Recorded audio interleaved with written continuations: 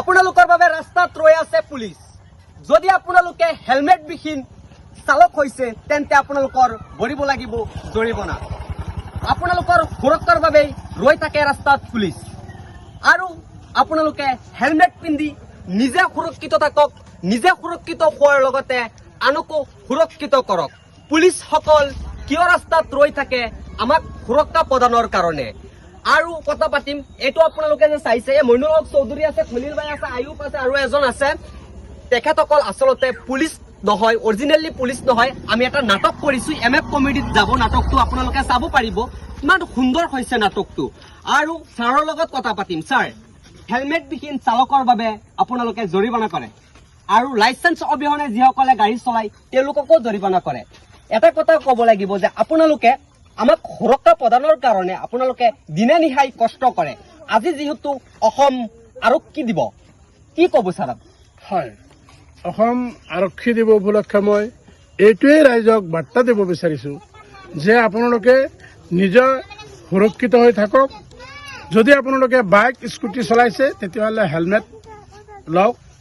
আৰু যদি কাৰোবাৰ বাইক স্কুটি আছে, যদি আপোনাৰ ড্ৰাইভিং লাইচেন্স নাই বা চাৰিচকীয়া চলাই আছে, যদি ড্ৰাইভিং লাইচেন্স নাই, ড্ৰাইভিং লাইচেন্স দিয়াৰ মানেটোতো আপোনালোকে জানেই যে আপোনালোকে ড্ৰাইভিঙত পাকৈত।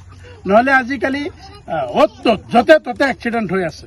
তাৰমানে কোনো ধৰণৰ আইডিয়া নথকাকৈ, ট্ৰেইনিং নোহোৱাকৈ তেওঁলোকে গাড়ী চলাইছে কাৰণেই আজি ইমান এক্সিডেণ্ট হৈছে।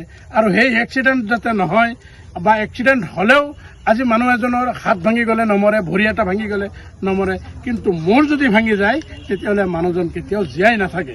আৰু সেইটো সচেতনতাৰ বাবে আমি সচেতনমূলক এটি ভিডিঅ' বনাইছোঁ। আজিৰ এই পবিত্ৰ অসম আৰক্ষী দিৱসৰ দিনাই আমি আৰক্ষীসকলক বহুত বহুত ধন্যবাদ জ্ঞাপন কৰিছোঁ যে আপোনালোকে দিনে নিশাই কষ্ট কৰি আমাক সুৰক্ষা প্ৰদান কৰি আহিছে।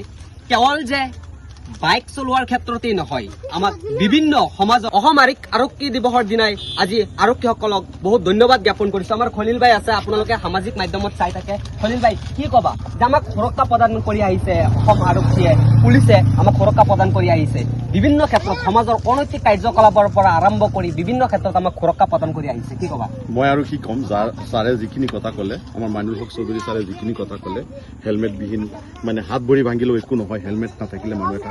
সেইটো কাৰণে মই কৈছোঁ, পুলিচ বিষয়াসকলে আমাক যিখিনি সুৰক্ষা দি আছে, মই সিহঁতৰ কাৰণে নথৈ আনন্দিত। দি থাকক। আৰু হেলমেটটো নোহোৱাকৈকে মানুহৰ জীৱনটো ধ্বংস।